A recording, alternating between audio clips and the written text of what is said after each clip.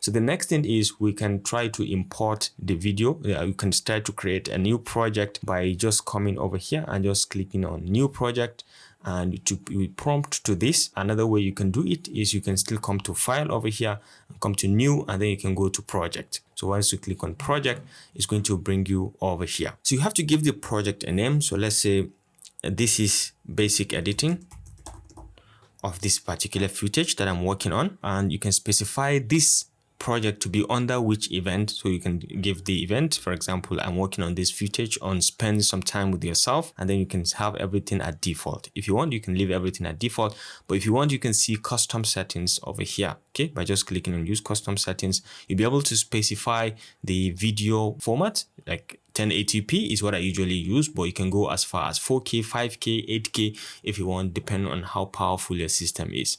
And then you have the resolution. The format is 1920 by 1080, and the frame rate I usually go for 30 frame rate per second. And then the rendering format is Apple ProRes, which is usually the default, and I like everything. The audio settings, I keep everything on the stereo and 48 kilohertz, which is the default. I keep everything at default. What I change is mostly the video format. So you can just go ahead and change it, and then go ahead and click on OK to create that particular project. So right now you can see now the timeline is being enabled, and you can just click on this video footage that you've just imported. You can drag around, you can drag it into the timeline and drop it just like so.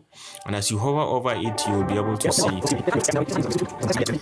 Right now you have some sound, okay, which as you hover over, you're not supposed to hear. So to mute that, you can just come all the way here to this point and just mute this.